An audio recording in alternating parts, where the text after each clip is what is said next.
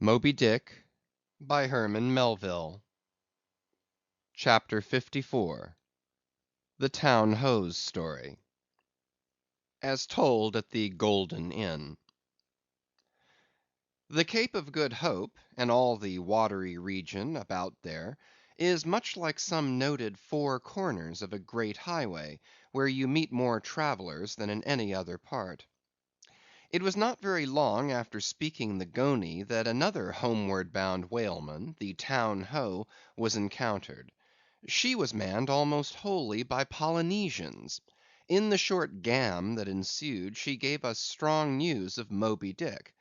To some, the general interest in the white whale was now wildly heightened by a circumstance of the Town Ho's story, which seemed obscurely to involve with the whale a certain wondrous inverted visitation of one of those so-called judgments of God which are at times said to overtake some men. This latter circumstance, with its own particular accompaniments, forming what may be called the secret part of the tragedy about to be narrated, never reached the ears of Captain Ahab or his mates; for that secret part of the story was unknown to the captain of the Town Ho himself. It was the private property of three confederate white seamen of that ship, one of whom, it seems, communicated it to Tashtego with Romish injunctions of secrecy; but the following night Tashtego rambled in his sleep, and revealed so much of it in that way, that when he was wakened he could not well withhold the rest. Nevertheless, so potent an influence did this thing have on those seamen in the Pequod who came to the full knowledge of it, and by such a strange delicacy, to call it so, were they governed in this matter, that they kept the secret among themselves so that it never transpired abaft the Pequod's mainmast. Interweaving in its proper place this darker thread with the story as publicly narrated on the ship, the whole of this strange affair I now proceed to put on lasting record. *Footnote: Town Ho: the ancient whale cry upon first sighting a whale from the mast head, still used by whalemen in hunting the famous Galapagos terrapin. End of footnote. For my humor's sake, I shall preserve the style in which I once narrated it at Lima, to a lounging circle of my Spanish friends, one Saint's Eve, smoking upon the thick gilt, tiled piazza of the Golden Inn. Of those fine cavaliers, the young Dons Pedro and Sebastian were on closer terms with me, and hence the interluding questions they occasionally put, and which are duly answered at the time. Some 2 years prior to my first learning the events which I am about rehearsing to you, gentlemen, the Town Ho, sperm whaler of Nantucket, was cruising in your Pacific here, not very many days' sail eastward from the eaves of this good Golden Inn. She was somewhere to the northward of the line. One morning upon handling the pumps, according to daily usage, it was observed that she made more water in her hold than common. They supposed a sword fish had stabbed her, gentlemen; but the captain having some unusual reason for believing that rare good luck awaited him in those latitudes, and therefore being very averse to quit them, and the leak not being then considered at all dangerous, though indeed they could not find it after searching the hold as low down as was possible in rather heavy weather, the ship still continued her cruisings, the mariners working at the pumps at wide and easy intervals. But no good luck came, more days went by, and not only was the leak yet undiscovered, but it sensibly increased; so much so, that now taking some alarm, the captain, making all sail, stood away for the nearest harbor among the islands, there to have his hull hove out and repaired. Though no small passage was before her, yet if the commonest chance favored, he did not at all fear that his ship would founder by the way, because his pumps were of the best, and being periodically relieved at them, those 36 men of his could easily keep the ship free; never mind if the leak should double on her. In truth, well nigh the whole of this passage being attended by very prosperous breezes, The Town Ho had all but certainly arrived in perfect safety at her port without the occurrence of the least fatality, had it not been for the brutal overbearing of Radney, the mate, a Vineyarder, and the bitterly provoked vengeance of Steelkilt, a Lakeman and desperado from Buffalo. "Lakeman, Buffalo! Pray, what is a Lakeman, and where is Buffalo?" said Don Sebastian, rising in his swinging mat of grass. "On the eastern shore of our Lake Erie, Don; but I crave your courtesy.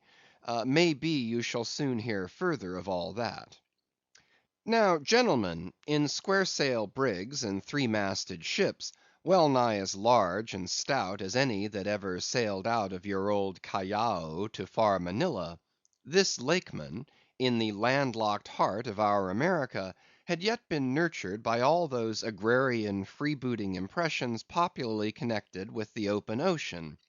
For in their interflowing aggregate, those grand freshwater seas of ours, Erie and Ontario, and Huron and Superior and Michigan, possess an ocean-like expansiveness, with many of the ocean's noblest traits, with many of its rimmed varieties of races and of climes. They contain round archipelagoes of romantic isles, even as the Polynesian waters do. In large part are shored by two great contrasting nations, as the Atlantic is. They furnish long maritime approaches to our numerous territorial colonies from the East, dotted all round their banks; here and there are frowned upon by batteries, and by the goat‐like craggy guns of lofty Mackinaw. They have heard the fleet thunderings of naval victories; at intervals they yield their beaches to wild barbarians, whose red painted faces flash from out their peltry wigwams. For leagues and leagues are flanked by ancient and unentered forests, where the gaunt pines stand like serried lines of kings in Gothic genealogies; those same woods harboring wild Afric beasts of prey, and silken creatures whose exported furs give robes to Tartar emperors. They mirror the paved capitals of Buffalo and Cleveland, as well as Winnebago villages. They float alike the full‐rigged merchant ship, the armed cruiser of the state, the steamer, and the beach canoe. They are swept by borean and dismasting blasts as direful as any that lash the salted wave. They know what shipwrecks are, for out of sight of land, however inland, they have drowned full many a midnight ship with all its shrieking crew. Thus, gentlemen, though an inlander, Steelkilt was wild ocean born and wild ocean nurtured; as much of an audacious mariner as any. And for Radney, though in his infancy he may have laid him down on the lone Nantucket beach, to nurse at his maternal sea; though in after life he had long followed our austere Atlantic, and your contemplative Pacific; yet he was quite as vengeful and full of social quarrel as the backwoods seaman, fresh from the latitudes of buckhorn handled bowie knives. Yet was this Nantucketer a man with some good‐hearted traits; and this Lakeman a mariner, who though a sort of devil indeed, might yet by inflexible firmness, only tempered by that common decency of human recognition which is the meanest slave's right; thus treated, this Steelkilt had long been retained harmless and docile. At all events, he had proved so thus far; but Radney was doomed and made mad, and Steelkilt—but, gentlemen, you shall hear. It was not more than a day or two, at the furthest, after pointing her prow for her island haven, that the Town Ho's leak seemed again increasing; but only so as to require an hour or more at the pumps every day. You must know that in a settled and civilized ocean like our Atlantic, for example, some skippers think little of pumping their whole way across it; though of a still sleepy night, should the officer of the deck happen to forget his duty in that respect, the probability would be that he and his shipmates would never again remember it, on account of all hands gently subsiding to the bottom. Nor in the solitary and savage seas far from you to the westward, gentlemen, is it altogether unusual for ships to keep clanging at their pump handles in full chorus, even for a voyage of considerable length; that is, if it lie along a tolerably accessible coast, or if any other reasonable retreat is afforded them. It is only when a leaky vessel is in some very out of the way part of those waters, some really landless latitude, that her captain begins to feel a little anxious. Much this way had it been with the Town Ho. So when her leak was found gaining once more, there was in truth some small concern manifested by several of her company, especially by Radney the mate. He commanded the upper sails to be well hoisted, sheeted home anew, and every way expanded to the breeze. Now this Radney, I suppose, was as little of a coward, and as little inclined to any sort of nervous apprehensiveness touching his own person, as any fearless, unthinking creature on land or on sea that you can conveniently imagine, gentlemen. Therefore, when he betrayed this solicitude about the safety of the ship, some of the seamen declared that it was only on account of his being a part owner in her. So when they were working that evening at the pumps, there was on this head no small gamesomeness slyly going on among them, as they stood with their feet continually overflowed by the rippling clear water, clear as any mountain spring, gentlemen, that, bubbling from the pumps, ran across the deck, and poured itself out in steady spouts at the lee scupper holes.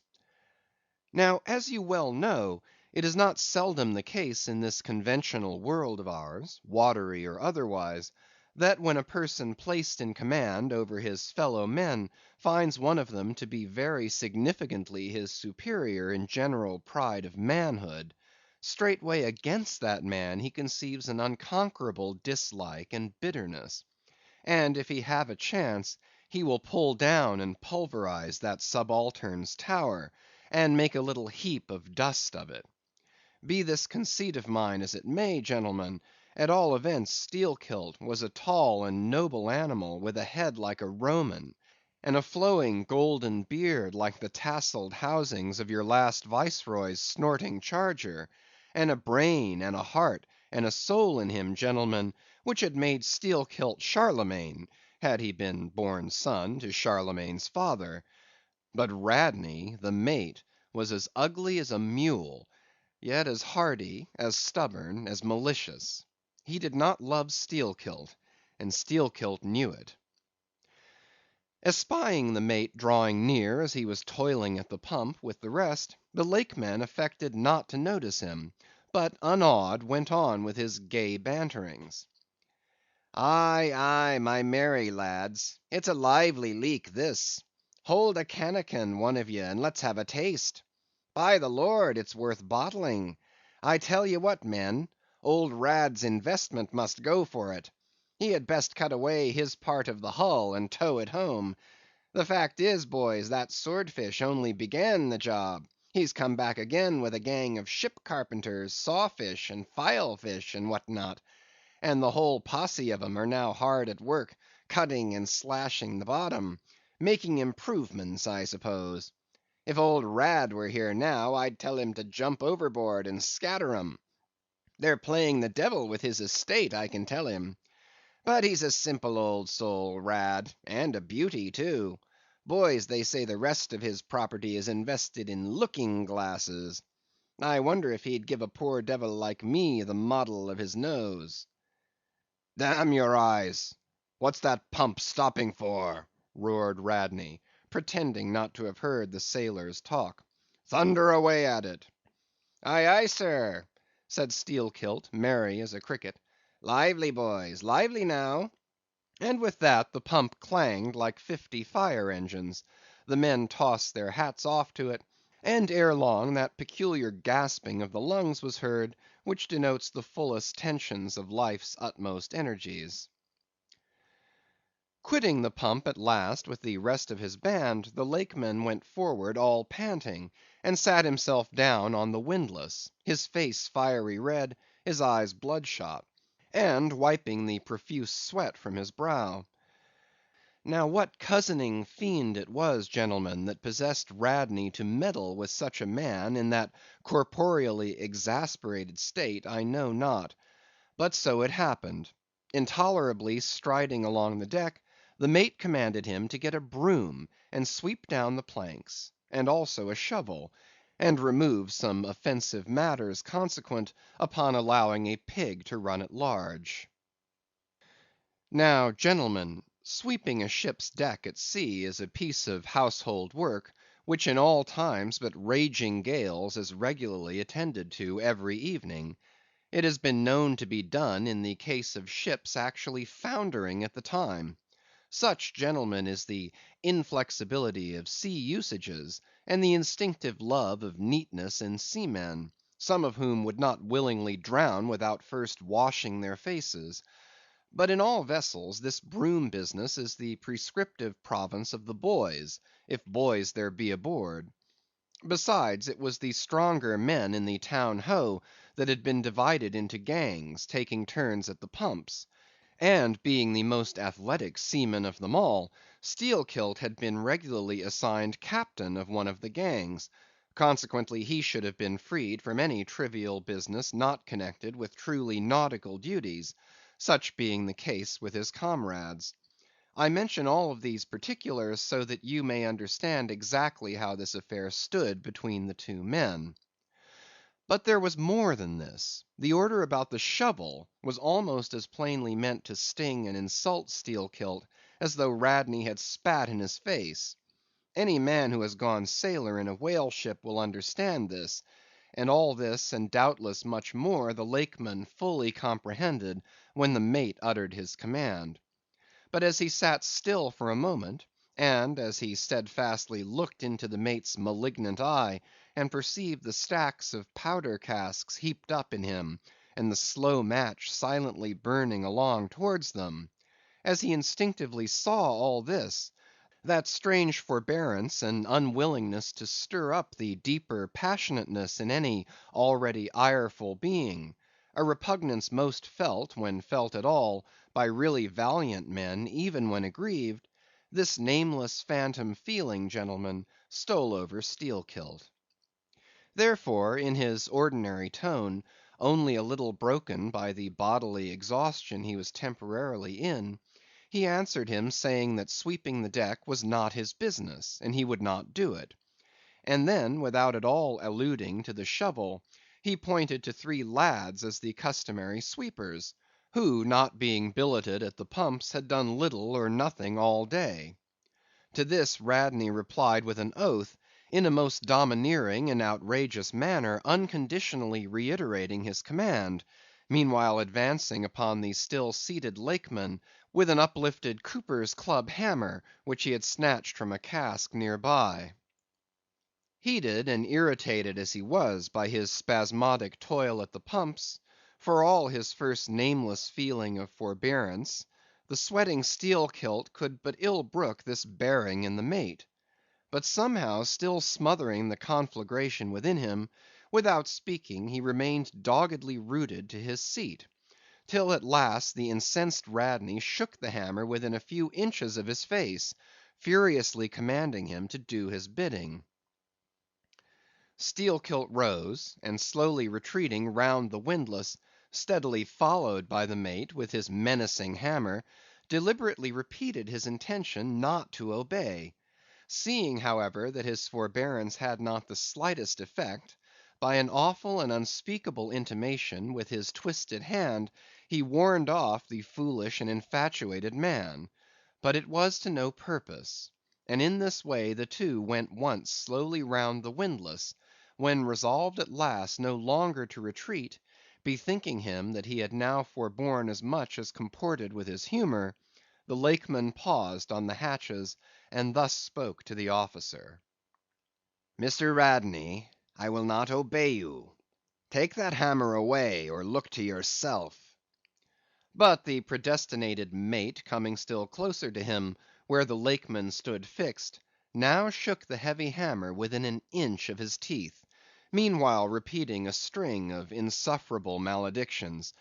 Retreating not the thousandth part of an inch, Stabbing him in the eye with the unflinching poniard of his glance, Steelkilt, clenching his right hand behind him, and creepingly drawing it back, told his persecutor that if the hammer but grazed his cheek, he, Steelkilt, would murder him. But, gentlemen, the fool had been branded for the slaughter by the gods. Immediately the hammer touched his cheek; the next instant the lower jaw of the mate was stove in his head; he fell on the hatch, spouting blood like a whale. Ere the cry could go aft, Steelkilt was shaking one of the backstays leading far aloft, to where two of his comrades were standing their mastheads. They were both Canallers. "Canallers!" cried Don Pedro. "We have seen many whale ships in our harbors, but never heard of your Canallers. Pardon, who and what are they?" "Canallers, Don, are the boatmen belonging to our grand Erie Canal. You must have heard of it." "Nay, Senor. Hereabouts in this dull, warm, most lazy and hereditary land, we know but little of your vigorous North." "Aye? Well then, Don, refill my cup. Your chicha's very fine, and ere proceeding further, I will tell you what our Canallers are, for such information may throw sidelight upon my story.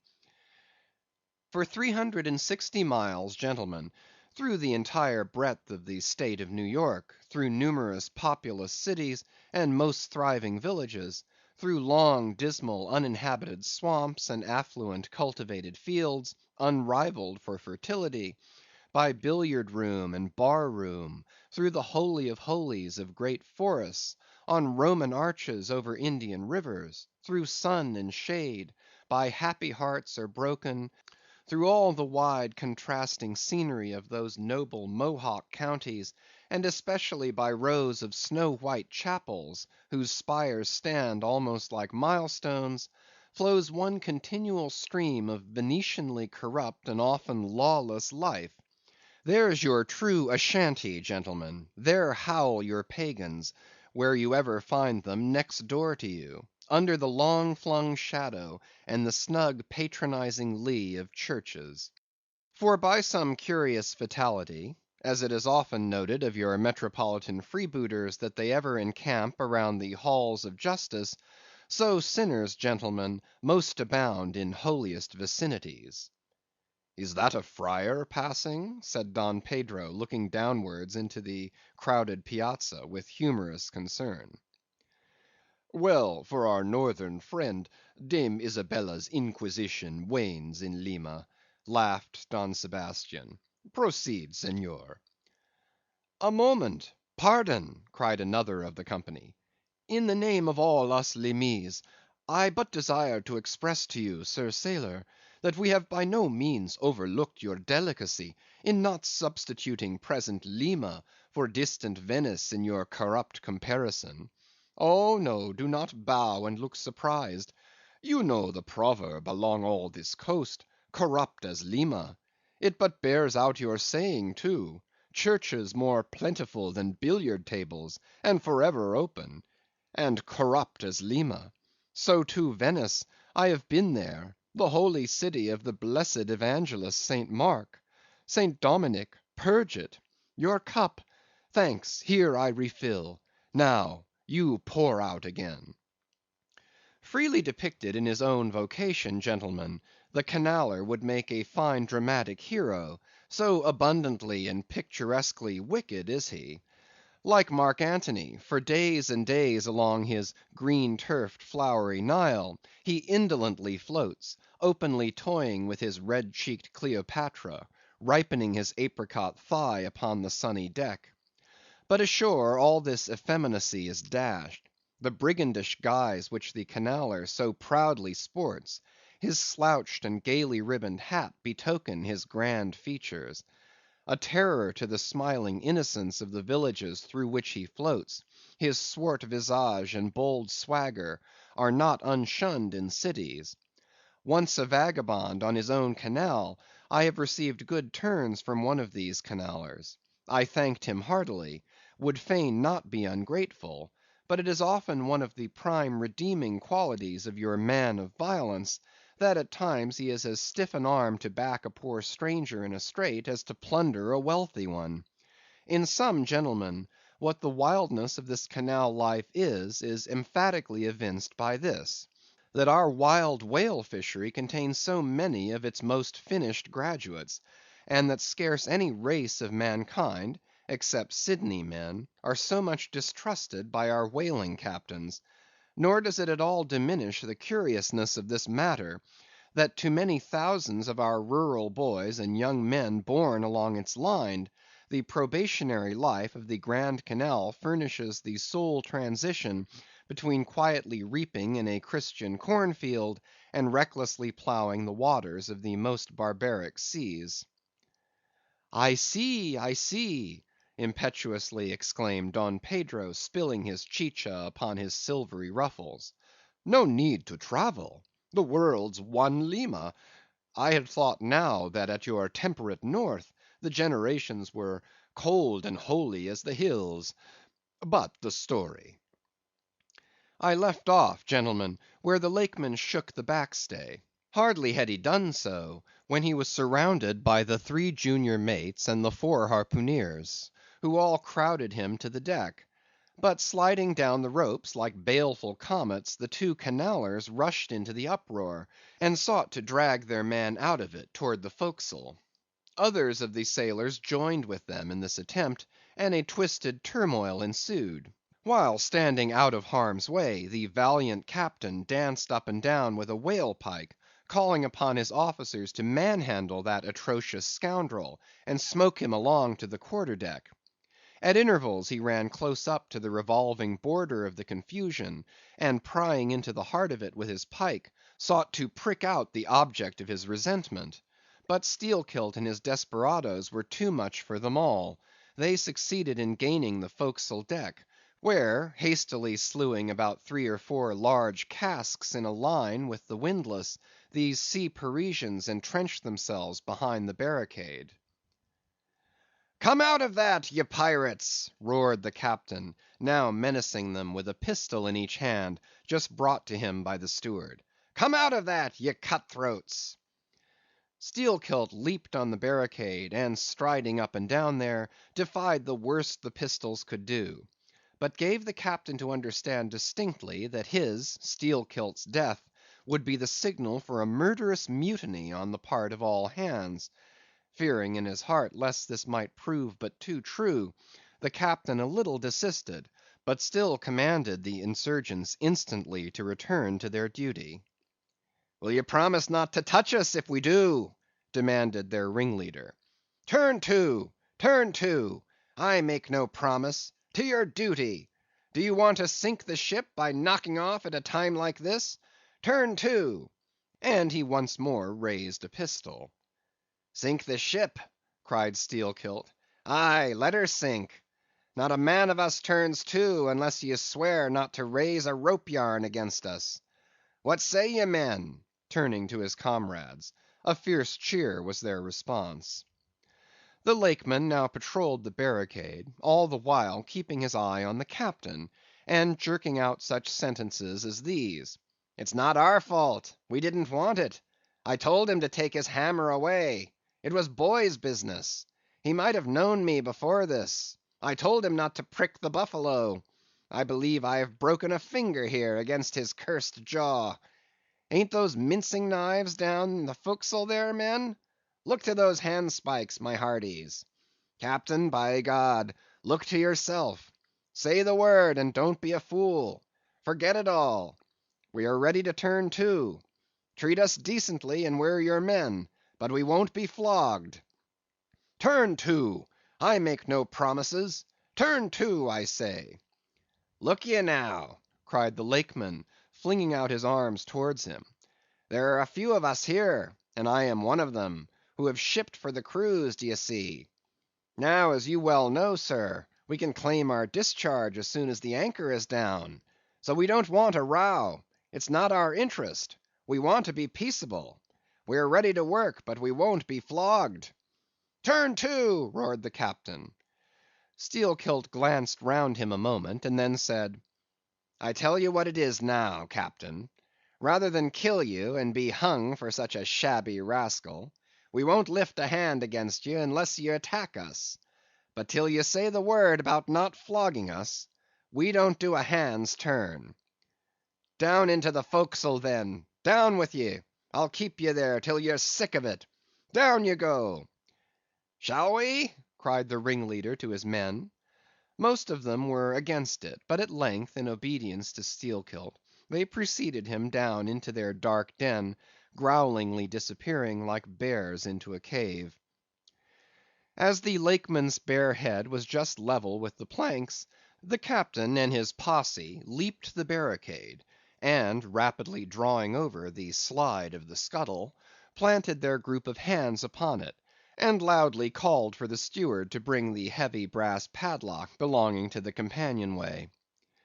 Then opening the slide a little, the captain whispered something down the crack, closed it, and turned the key upon them, 10 in number, leaving on deck some 20 or more, who thus far had remained neutral. All night a wide awake watch was kept by all the officers, forward and aft, especially about the forecastle scuttle and fore hatchway, at which last place was feared the insurgents might emerge, after breaking through the bulkhead below. But the hours of darkness passed in peace, the men who still remained at their duty toiling hard at the pumps, whose clinking and clanking at intervals through the dreary night dismally resounded through the ship.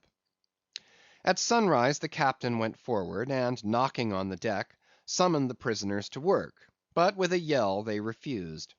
Water was then lowered down to them, and a couple of handfuls of biscuit were tossed after it, when again turning the key upon them and pocketing it, the captain returned to the quarter deck.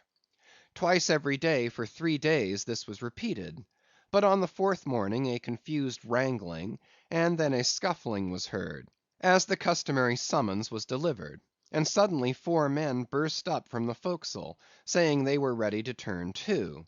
The fetid closeness of the air, and a famishing diet, united perhaps to some fears of ultimate retribution, had constrained them to surrender at discretion. Emboldened by this, the captain reiterated his demand to the rest, but Steelkilt shouted to him a terrific hint to stop his babbling and betake himself where he belonged. On the 5th morning, 3 others of the mutineers bolted up into the air from the desperate arms below that sought to restrain them. Only 3 were left. "Better turn to now?" said the captain with a heartless jeer. "Shut us up again, will ye?" cried Steelkilt. "Oh, certainly, the captain," and the key clicked.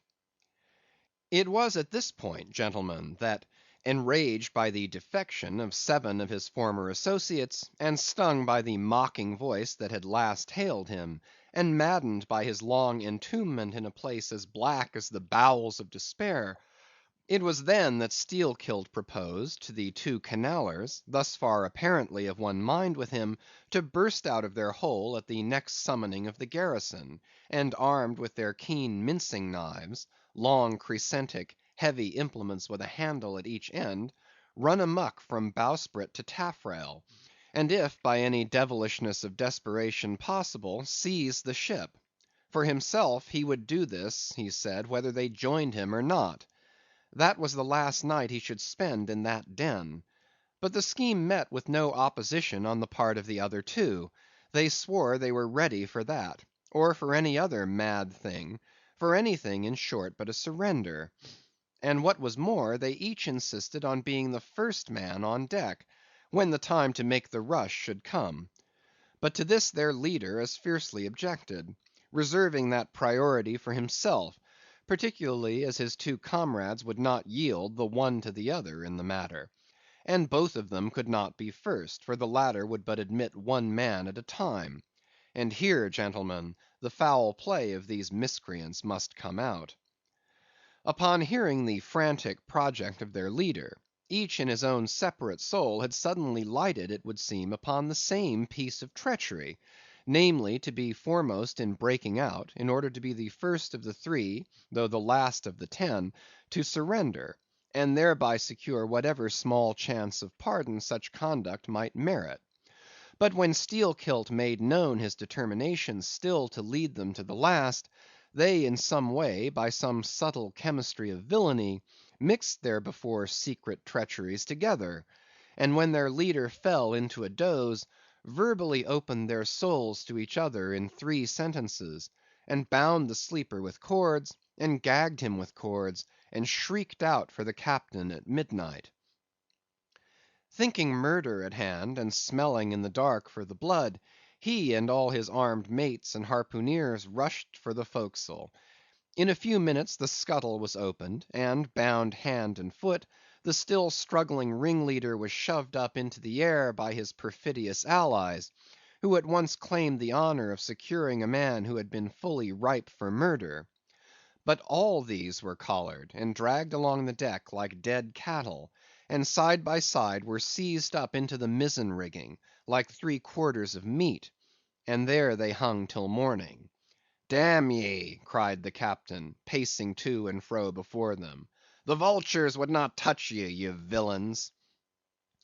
At sunrise he summoned all hands, and separating those who had rebelled from those who had taken no part in the mutiny, he told the former that he had a good mind to flog them all round; thought, upon the whole, he would do so; he ought to; justice demanded it; but for the present, considering their timely surrender, he would let them go with a reprimand, which he accordingly administered in the vernacular. "But as for you, ye carrion rogues," turning to the 3 men in the rigging, "for you, I mean to mince you up for the try pots."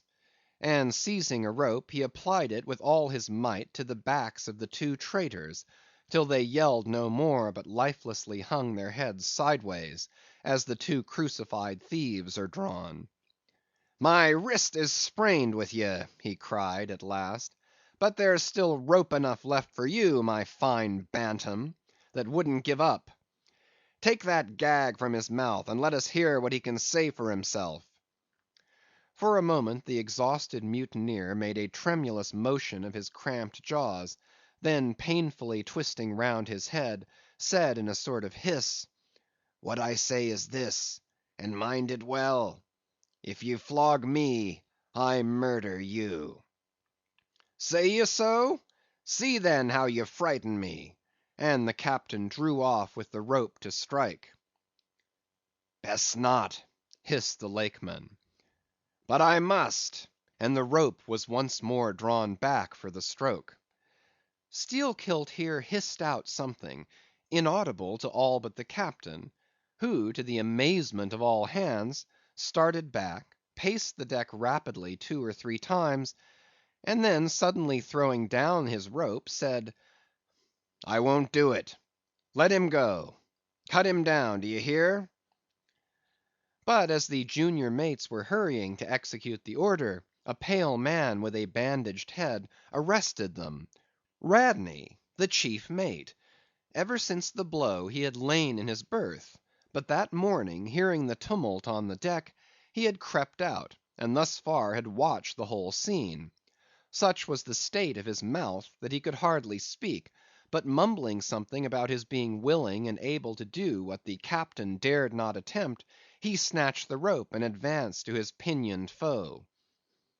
"You are a coward," hissed the Lakeman. "So I am, but take that." The mate was in the very act of striking, when another hiss stayed his uplifted arm. He paused, and then pausing no more, made good his words, spite of Steelkilt's threat, whatever that might have been. The 3 men were then cut down, all hands were turned to, and sullenly worked by the moody seamen, the iron pumps clanged as before. Just after dark that day, when one watch had retired below, a clamor was heard in the forecastle, and the 2 trembling traitors running up, besieged the cabin door, saying they durst not consort with the crew. Entreaties, cuffs, and kicks could not drive them back, so at their own instance they were put down in the ship's run for salvation. Still no sign of mutiny reappeared among the rest. On the contrary, it seemed that mainly at Steelkilt's instigation they had resolved to maintain the strictest peacefulness, obey all orders to the last, and when the ship reached port, desert her in a body. But in order to ensure the speediest end to the voyage, they all agreed to another thing, namely, not to sing out for whales, in case any should be discovered. For spite of her leak, and spite of all her other perils, the town ho still maintained her mast heads, and her captain was just as willing to lower for a fish at that moment, as on the day his craft first struck the cruising ground; and Radney, the mate, was quite as ready to change his berth for a boat, and with his bandaged mouth seek to gag in death the vital jaw of the whale. But though the Lakeman had induced the seamen to adopt this sort of passiveness in their conduct, he kept his own counsel, at least till all was over, concerning his own proper and private revenge upon the man who had stung him in the ventricles of his heart. He was in Radney, the chief mate's watch; and as if the infatuated man sought to run more than half way to meet his doom, after the scene at the rigging, he insisted, against the express counsel of the captain, upon resuming the head of his watch at night. Upon this, and one or two other circumstances, Steelkilt systematically built the plan of his revenge. During the night Radney had an unseamanlike way of sitting on the bulwarks of the quarter deck, and leaning his arm upon the gunwale of the boat which was hoisted up there, a little above the ship's side. In this attitude, it was well known, he sometimes dozed. There was a considerable vacancy between the boat and the ship, and down between this was the sea. Steelkilt calculated his time, and found that his next trick at the helm would come round at 2 o'clock, in the morning of the third day from that in which he had been betrayed. At his leisure he employed the interval in braiding something very carefully in his watches below. "What are you making there?" said a shipmate. "What d'ye think? What does it look like?" "Like a lanyard for your bag; but it's an odd one, seems to me." "Yes, rather oddish," said the Lakeman, holding it at arm's length before him; "but I think it will answer. Shipmate, I haven't enough twine; have you any?" But there was none in the forecastle. "Then I must get some from old Rad." And he rose to go aft. "You don't mean to go a begging to him?" said a sailor. "Why not? D'ye think he won't do me a turn when it's to help himself in the end, shipmate?" And going to the mate, he looked at him quietly, and asked him for some twine to mend his hammock. It was given him; neither twine nor lanyard were seen again; but the next night an iron ball, closely netted, partly rolled from the pocket of the Lakeman's monkey jacket, as he was tucking the coat into his hammock for a pillow. 24 hours after, his trick at the silent helm, nigh to the man who is apt to doze over the grave always ready dug to the seaman's hand, that fatal hour was then to come; and in the foreordaining soul of Steelkilt, the mate was already stark and stretched as a corpse, with his forehead crushed in. But, gentlemen, a fool saved the would‐be murderer from the bloody deed he had planned. Yet complete revenge he had, and without being the avenger; for by a mysterious fatality, Heaven itself seemed to step in and take out of his hands into its own the damning thing he would have done. It was just between daybreak and sunrise of the morning of the second day, when they were washing down the decks, that a stupid Teneriffe man, drawing water in the main chains, all at once shouted out, "There she rolls! There she rolls! Jesu you, what a whale!" It was Moby Dick. "Moby Dick!" cried Don Sebastian. "St. Dominic! Sir Sailor, but do whales have christenings? Whom call you Moby Dick?" "A very white, and famous, and most deadly immortal monster, Don; but that would be too long a story." "How? how?" cried all the young Spaniards, crowding. "Nay, Dons, Dons, nay, nay, I cannot rehearse that now; let me get more into the air, sirs." "The chicha, the chicha!" cried Don Pedro. "Our vigorous friend looks faint; fill up his empty glass." "No need, gentlemen; one moment, and I proceed. Now, gentlemen, so suddenly perceiving the snowy whale within 50 yards of the ship, forgetful of the compact among the crew, In the excitement of the moment, the Teneriffe man had instinctively and involuntarily lifted his voice for the monster, though for some little time past it had been plainly beheld from the three sullen mast heads. All was now a frenzy. "The White Whale! The White Whale!" was the cry from the captain, mates, and harpooneers, who, undeterred by fearful rumors, were all anxious to capture so famous and precious a fish; while the dogged crew eyed askance, and with curses, the appalling beauty of the vast milky mass, that lit up by a horizontal spangling sun, shifted and glistened like a living opal in the blue morning sea. Gentlemen, a strange fatality pervades the whole career of these events, as if verily mapped out before the world itself was charted. The mutineer was the bowsman of the mate, and when fast to the fish, it was his duty to sit next to him while Radney stood up with his lance in the prow, and haul in or slacken the line at the word of command. Moreover, when the four boats were lowered, the mates got the start, and none howled more fiercely with delight than did Steelkilt as he strained at his oar. After a stiff pull, their harpooneer got fast, and spear in hand, Radney sprang to the bow. He was always a furious man, it seems, in a boat; and now his bandaged cry was, to beach him on the whale's topmost back. Nothing loath, his bowsman hauled him up and up, and through a blinding foam that blent two whitenesses together, till of a sudden the boat struck as against a sunken ledge, and keeling over, spilled out the standing mate. That instant, as he fell on the whale's slippery back, the boat righted and was dashed aside by the swell, while Radney was tossed over into the sea, on the other flank of the whale. He struck out through the spray, and for an instant was dimly seen through that veil, wildly seeking to remove himself from the eye of Moby Dick; but the whale rushed round in a sudden maelstrom, seized the swimmer between his jaws, and rearing high up with him, plunged headlong again, and went down.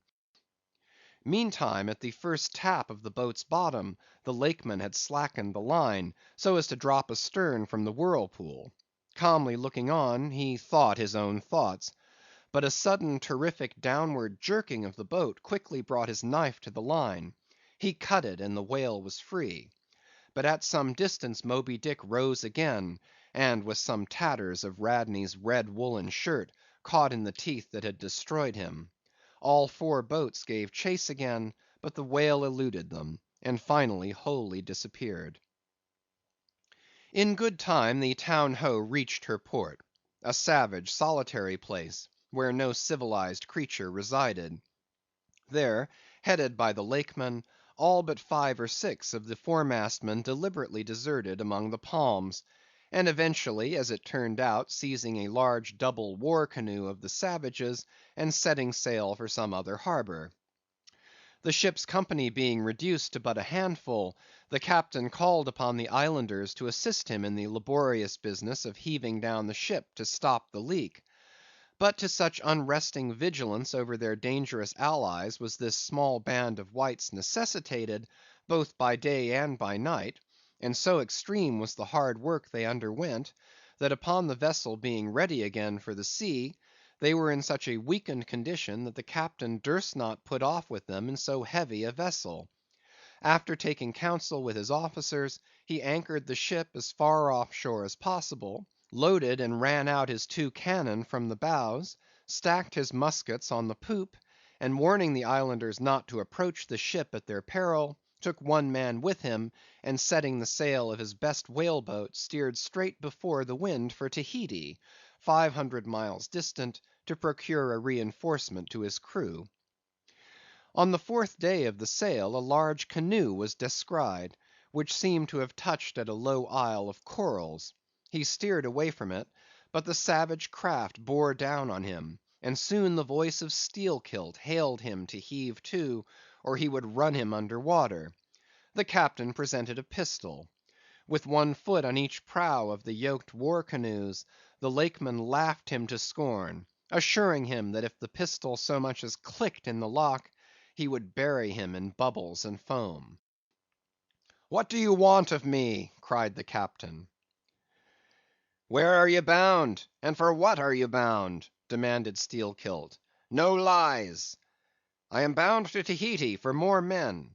"Very good. Let me board you a moment. I come in peace."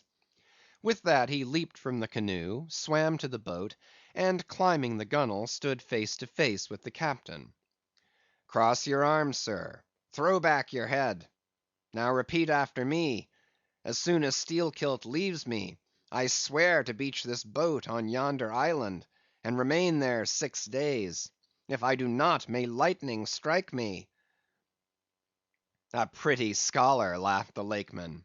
"Adios, Senor," and leaping into the sea, he swam back to his comrades. Watching the boat till it was fairly beached, and drawn up to the roots of the cocoa nut trees, Steelkilt made sail again, and in due time arrived at Tahiti, his own place of destination.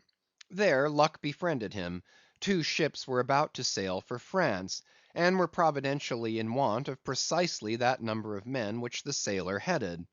They embarked, and so for ever got the start of their former captain, had he been at all minded to work them legal retribution.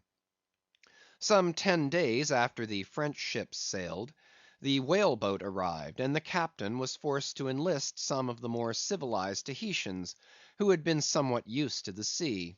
Chartering a small native schooner, he returned with them to his vessel, and finding all right there, again resumed his cruisings.